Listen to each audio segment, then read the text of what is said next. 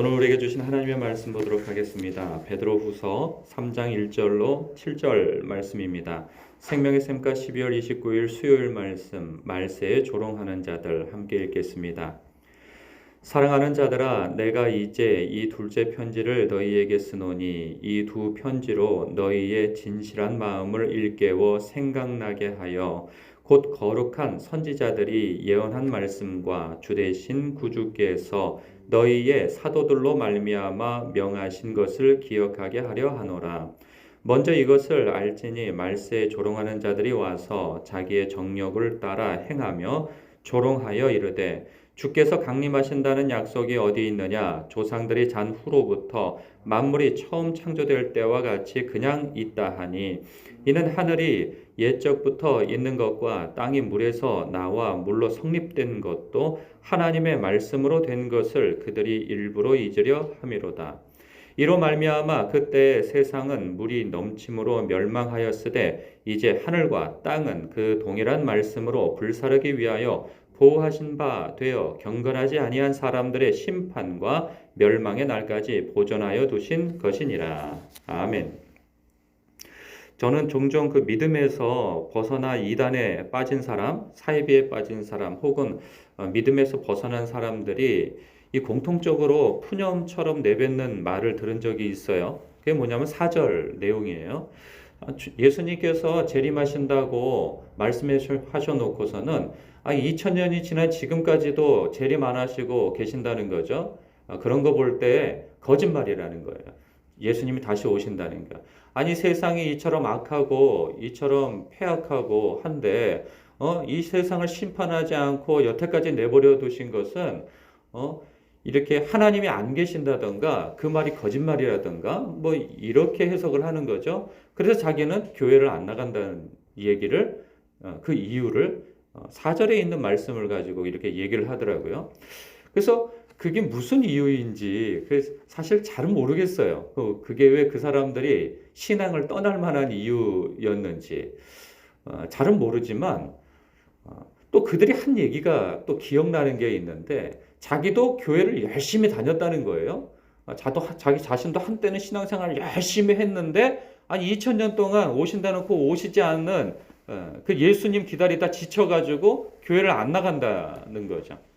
그건 무엇이 그들로 하여금 지치게 만들었을까 싶은 생각이 듭니다. 근데 오늘 말씀에서 그 두 가지를 지적하고 있어요. 첫 번째는 뭐냐 하면 그들이 말씀을 모른다는 거죠. 그러니까 말씀을 모르니 하나님을 모른다는 거죠. 그것이 1절과 2절 그 사도가 그 성도들에게 흩어진 성도들에게 여러 가지 시험을 당하고 있는 성도들에게 알려주고 이 편지를 쓴 이유에 대해서 설명하면서 이렇게 얘기를 하고 있어요. 너희의 진실한 마음을 일깨워 생각나게 하여 곧 거룩한 선지자들이 예언한 말씀과 주 대신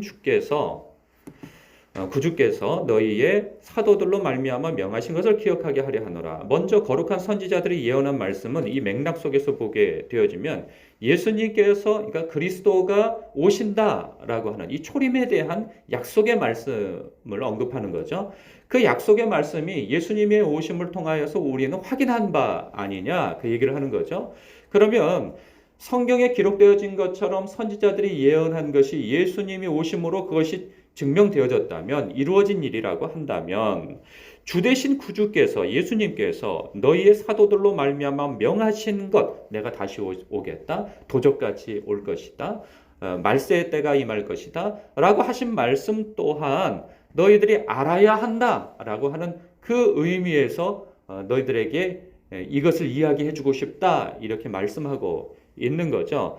그러면서 5절에 이는 하늘이 옛적부터 있는 것과 땅이 물에서 나와 물로 성립된 것도 하나님의 말씀으로 된 것을 그들은 말세에 조롱하는 자들이죠. 그 거짓 선생들 그리고 그 거짓 선생들을 따르는 사람들, 미혹된 사람들 그 사람들이 하나님의 말씀으로 된 것을 그들이 일부러 잊으려 합니다라는 거죠. 그러니까 말씀에 대해서 무지할 뿐만 아니라 조금 알고 있는 것을 기반으로 해가지고 판단한다는 거죠. 그러니까 하나님을 모른다는 거예요.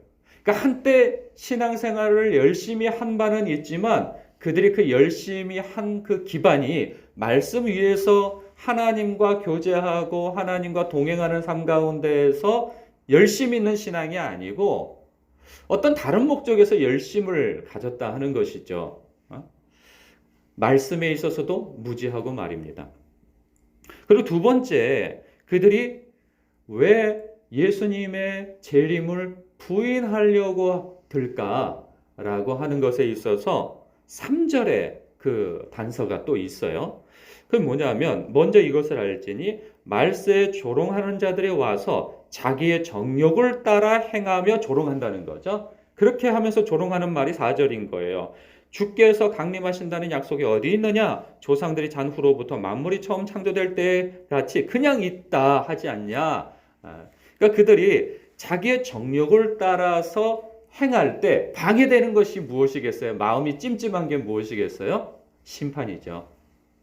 하나님께서 심판하신다 믿고 악을 행하고 그리고 정욕을 따라 행하는 담력이 어디 있겠습니까? 그러니까 사람들이 한때 열심히 한 것이 여기서 보면 짐작되어지는 것이 무엇이냐면 열심히 하면 끝까지 열심히 하나님 앞에 충성되고 신실하게 살 일인데 왜 열심히 충성하다가 중간에 그 믿음에서 벗어나서 사는 이유가 2000년 동안 기다린 예수님은 왜 안 오시냐라는 거죠. 그럼 그 저희가 무엇이겠느냐라는 거예요. 그 저희가 마치 시한부 종말론을 믿는 사람들처럼 그 믿음의 절반은 맞죠. 주님께서 곧 오신다라고 하는 그 믿음은 주님께서 도적같이 오신다라고 말씀하신 것을 믿고 사는 저희들 아니겠어요? 그러면 우리는 언제든지 종말적 삶을 살아야 하는 것은 맞습니다. 그런데 예수님께서 몇 날 며칠 몇 시에 오신다. 그러니까 그것을 마치 믿는 것처럼 그렇게 해서 자신의 삶도 다 내던져 버리고 직장 생활도 안 하고 그리고 그냥 방종하게 생활을 하다가 그냥 그날 주님께서 오신다 하니 그날 교회 안에서 맞이하겠다고 하는 듯한 그런 태도인 거죠. 그리고 자신의 학업과 직장과 인간관계 다 끊어버리고 그리고 난 다음에 구원을 받겠다고 하는 심산. 근데 그것이 빗나갔다고 생각되어질 때 거기서 오는 그 정신적 붕괴, 삶의 기반이 무너짐 이런 것들을 경험하지 않겠어요? 그러니까 자기 생각과 계획에서는 어느 때까지 오셔야 된다고 생각을 하는 거죠.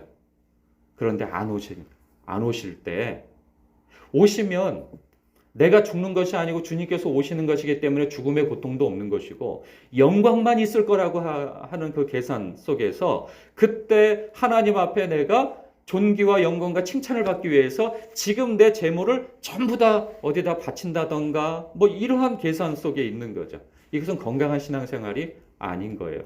하나님을 사랑하고 그리고 하나님의 백성으로서 합당한 섬김과 사랑과 인내와 그리고 성령의 9가지 열매를 맺어가면서 예수님을 닮아가는 그 삶 속에서 주님께서 나를 구원하시기 위해서 인류를 구원하시기 위해서 대속의 삶을 사셨던 것처럼 대속의 길을 걸으셨던 것처럼 우리에게도 맡겨진 것이 자기를 부인하고 예수님을 따르는 그러한 자기 십자가를 지고 걷는 그런 대속의 삶, 예수님을 닮은 대속의 삶, 나 죽고 너 살아라 하는 그러한 삶을 살라고 주님께서 우리에게 부탁하시고 당부하셨건만 그러한 것들은 다 배제해버리고 내가 빨리 주님을 만나서 이 고통과 이 세상의 고통과 이 세상의 어려움을 내가 다 떨쳐내고 영광을 받겠다고 하는 계산 속에서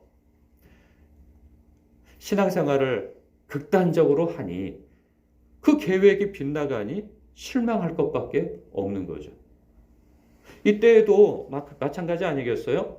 고난은 계속되고 여러 가지 시험들은 계속되고 사도들은 예수님께서 곧 오신다라고 선포하셨지만 그 사도들조차도 순교하고 사라지고 하는 그러한 가운데에서 아니 곧 오신다고 하는 예수님은 왜 안 오셔? 우리는 언제까지 이러한 때를 인내해야 돼? 그리고 언제까지 이걸 견뎌내야 돼? 이러한 생각 속에서 붙잡는 것이 무엇인가? 회색 지대를 붙잡는 거죠. 믿음을 붙잡는 거죠. 믿음으로 말미암아 구원을 얻는다 하였으니 이 세상에서의 삶은 어찌해도 상관없어. 그러면서 세상과 신앙을 이렇게 양다리를 걸쳐 있다가 나중에는 어디로 넘어갑니까? 세상으로 넘어가 버리는 거죠. 여러분, 양다리, 이 회색지대는 없습니다. 신앙생활에 있어서는.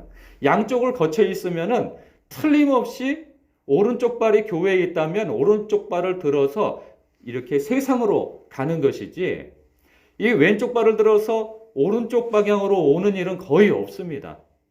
그리고 하나님께서도 양쪽 발을 걸쳐 있는 것을 신앙이라고 인정하지 않는다 말이죠.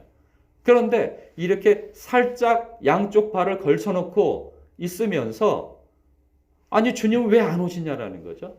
그러다가 나중에 이렇게 발을 옮겨서 거봐, 예수님이 오신다고 그러놓고 안 오신다고 라고 실망하고 푸념하다가 불평하다가 결국은 자기의 정욕을 따라 행하는데 이렇게 구실이 되어지고, 그리고 자기 합리화를 주는 그런 명분을 삼아서 예수님은 안 오신다, 심판도 없다, 이것을 선택하는 거죠.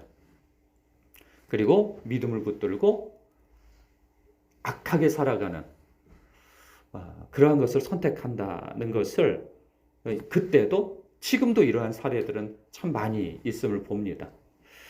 그러나 사실 이 말씀을 보는 저나 여러분들 가운데 그러한 세상에 양발을 걸쳐놓고 신앙과 어떤 발을 걸쳐놓고 사시는 분도 안 계시고, 그리고 하나님의 말씀을 따라서 늘 말씀을 묵상하고 기도를 통하여서 주님과 동행하며, 그리고 말씀을 따라서 삶에 있어서 순종하기를 힘쓰고 애쓰는 여러분들에게 있어서는 이 말씀이 여러분들에게 주님께서 아직까지 오시지 않는 이유는 나에게 기회를 주심이야. 우리가 그렇게 하나님 앞에 신실하고 충성되게 살면서도 우리가 참으로 나 자신을 돌아보면 부족한 게 여전히 많거든요.